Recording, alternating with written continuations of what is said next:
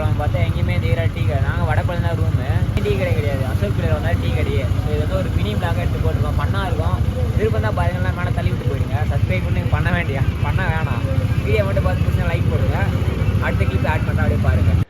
இப்போ டைம் நான் பார்த்தீங்கன்னா 1:42 மிட் நைட்டு. மச்சான் டீ குடிக்க போகலான்னு சொல்லிட்டு எழுப்பி எங்கள் எல்லாரையும் இப்போ கேதர் பண்ணி போயிட்டுருக்கோம்.